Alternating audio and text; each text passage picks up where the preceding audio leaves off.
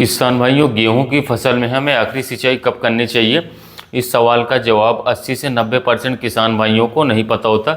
ऐसे में क्या होता है किसान भाइयों, यदि हमारी गेहूं की फसल को पानी की आवश्यकता नहीं है और हमने पानी लगा दिया तो हमारी जो गेहूं की फसल है वह गिर सकती है और कभी कभी तो पूरी तरीके से बिछ जाती है, जिससे हमें काफ़ी नुकसान होता है। प्रति एकड़ 2 से 3 क्विंटल हमारी पैदावार कम हो जाती है।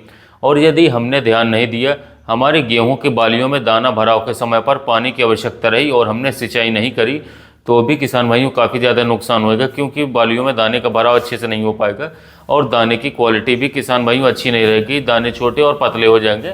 ऐसे में यह जानना बहुत ज़रूरी है कि हमें आखिरी सिंचाई कब करनी चाहिए।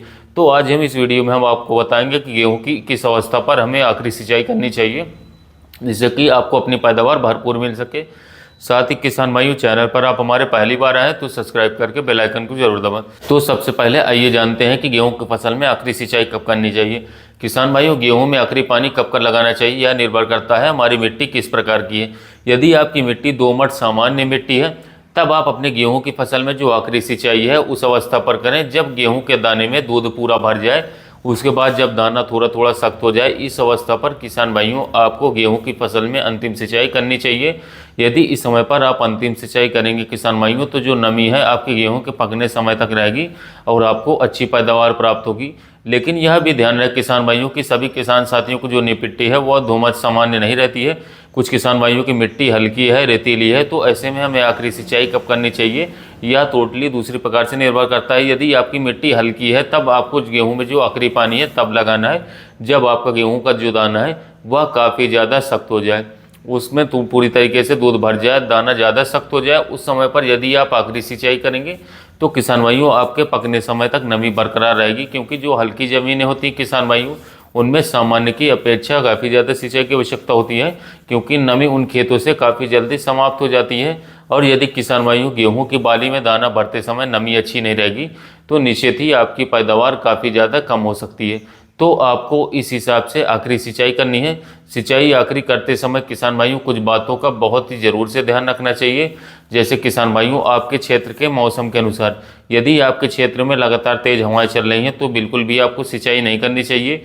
1 से 2 दिन का इंतजार करिए। जब आपके क्षेत्र में हवाएं बहुत धीमी हो जाए फिर आपको शाम के समय पर सिंचाई करनी चाहिए, ताकि आपके पौधे को प्रॉपर नमी मिल सके, आपकी गेहूं की फसल है वो आपकी गिरे ना, नुकसान भी काफ़ी कम हो। और साथ ही इस समय पर आप अपनी गेहूं की पैदावार को बढ़ा सकते हैं।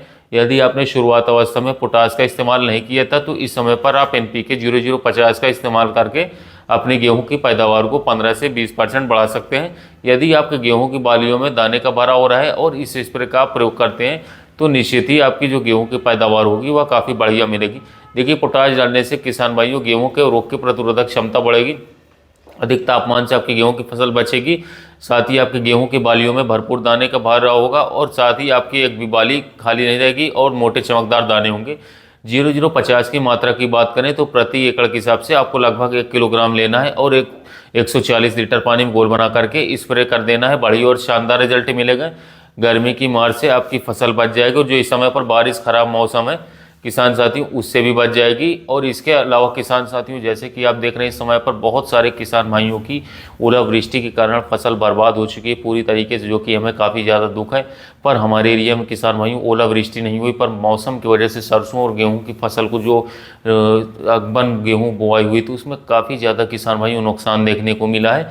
और जो पछेती गेहूँ की बुआई हुई थी किसान भाइयों उसमें जो है आप देख सकते हैं कि उसमें ज़्यादा कोई खास नुकसान नहीं हुआ है। तो किसान साथियों, इस समय पर जहाँ जहाँ पर ओलावृष्टि हुई है वहाँ तो पूरी तरीके से फसल बर्बाद हो चुकी है, वहाँ के लिए तो कोई उपाय नहीं बचा। पर जिन किसान भाइयों की अभी भी फसल बची हुई है और उनका किसान भाई मौसम ख़राब नहीं है तो आप इस तरीके से अपने खेतों में सिंचाई कर सकते हैं।